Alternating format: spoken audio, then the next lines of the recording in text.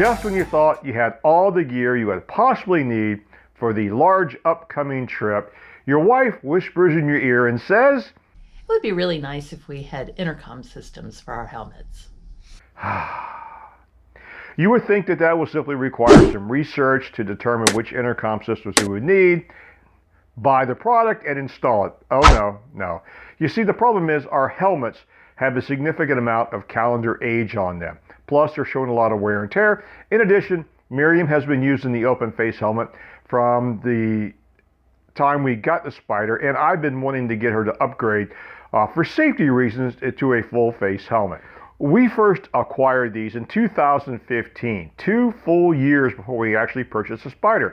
We wanted to go up and rent a Spyder for a 2-day or 3-day test run from Eagle Rider dealership in Northern Virginia, and they told us they may or may not have helmets available for us. It was first come, first serve, and they were not a full face helmet. They were just the half helmet. Well, we decided to go ahead and purchase our helmets in advance. Miriam opted for the open face helmet. I wanted a modular helmet, and we chose the Bell brand helmet. Good quality, reasonable prices, and they've served us well over the past 5 years.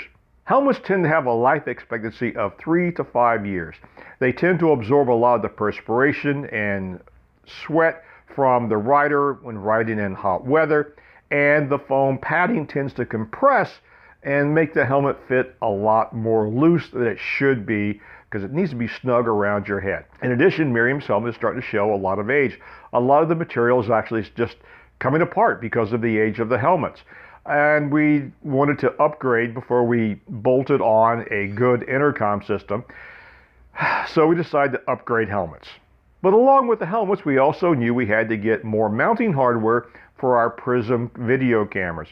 Did some research. Right now, the Prism video camera appears to be the most practical tool for our use for our on-helmet video camera. So we're sticking with that. I also wanted the ability to capture some of the audio between Miriam and I on the intercom system on the audio. So we wanted an intercom system that we could integrate into the cameras to make it work. So that's what we ended up doing.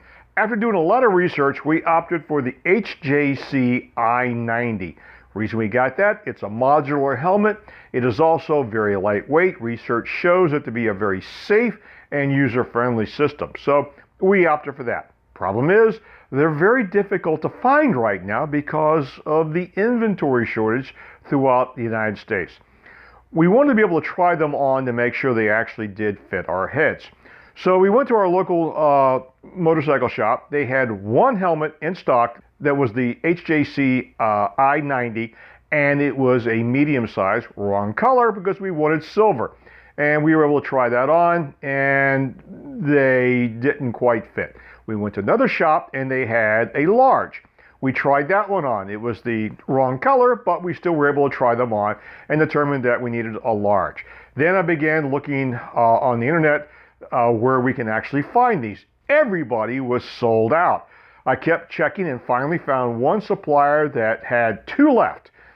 We went ahead and ordered the 2 helmets.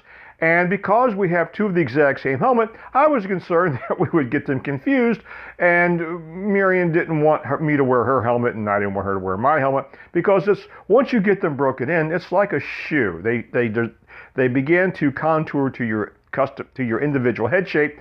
We wanted to be able to tell them apart, so I went ahead and labeled my helmet, and eventually we're going to label Miriam's helmet also. We also went ahead and picked up a Cardo intercom system.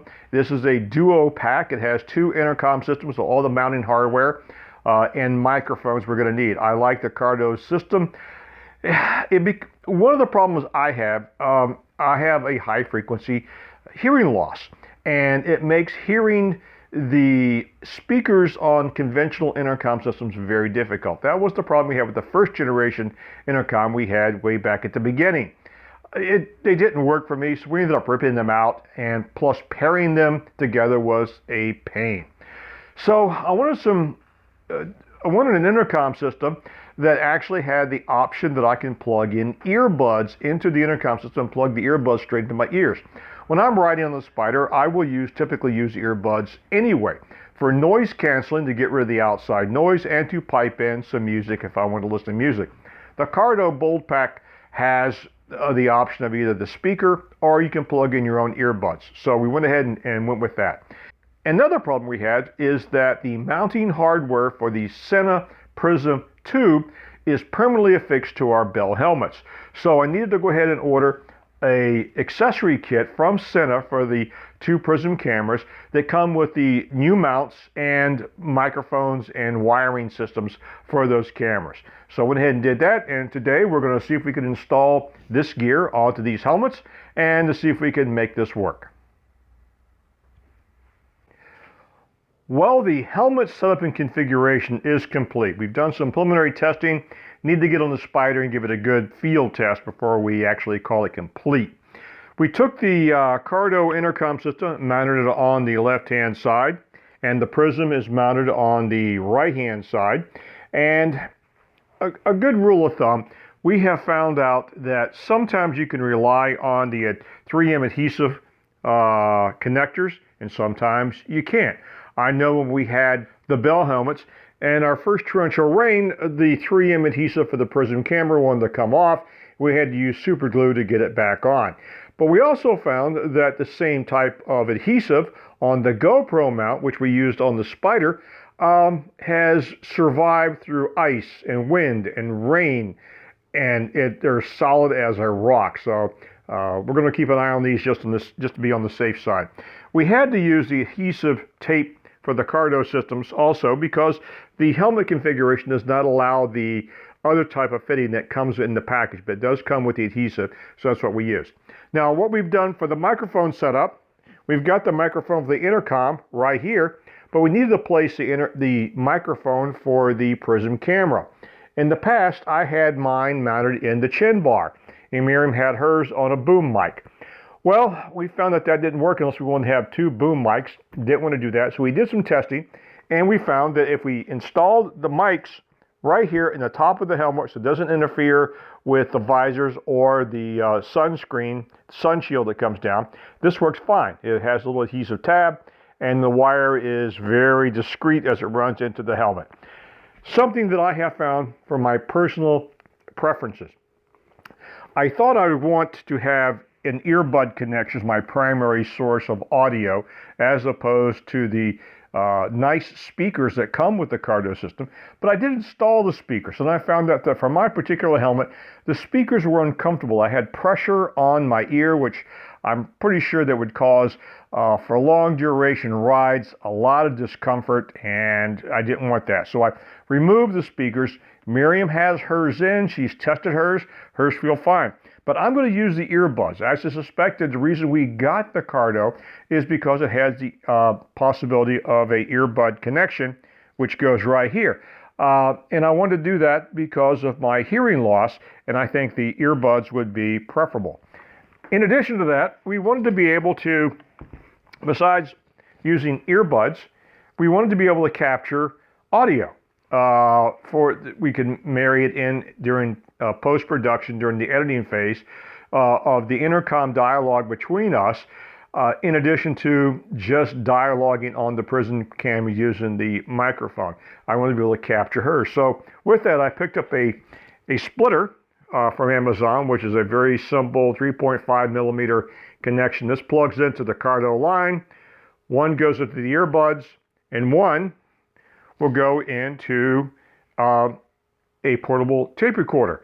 Now this I always carry a portable tape recorder with me anyway. I use it for dictating notes, thoughts, anything that comes up I want to keep a record of while I'm riding the Spyder. I can't write it down, so I just dictate it. I like this little Sony model because it has a extendable USB port, and I can then just plug it into my computer and then take the audio and marry it up to the video during post-production. So we'll have video and audio, including Miriam's dialogue, as we go along. So that's what we're really looking forward to that. Hopefully getting a good test ride in here in the next couple of days to see how it all works.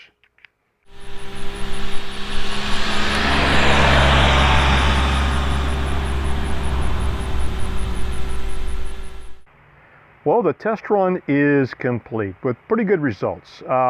One of the things I had not anticipated was the ease in which you pair the intercom systems from Cardo.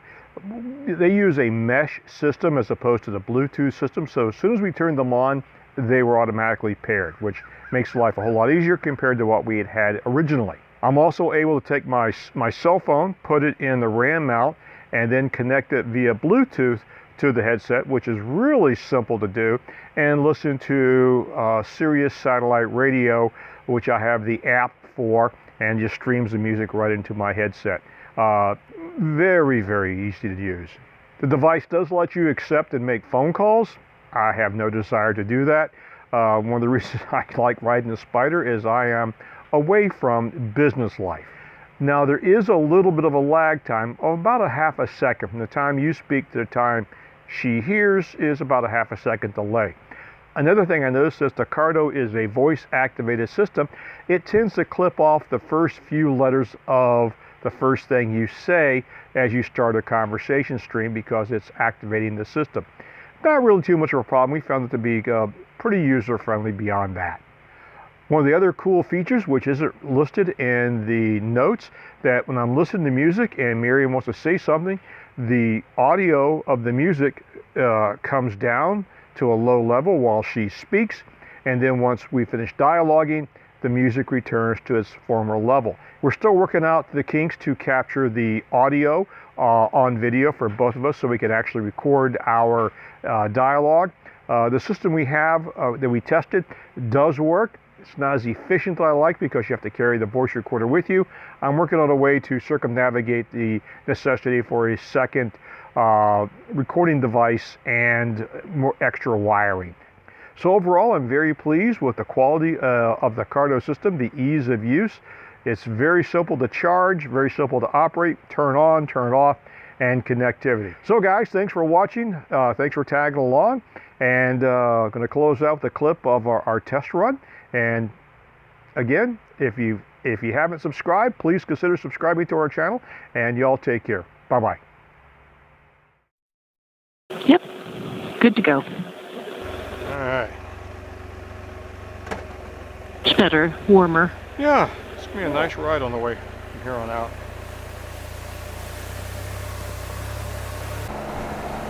Oh, it was a good day today. I enjoyed hanging out with your mom and dad. It was a good day. It's always a good day to spend time with mom and dad. And very clever how you tricked my dad into you paying the bill. We always have this fight over who's going to pay the bill. You know, he says one check, so okay, there's going to be one check. That means I'm going to pay it. He doesn't know it yet. They did send us home with a pizza. Got a pizza, got leftovers from lunch. It was a win-win. It's a win-win.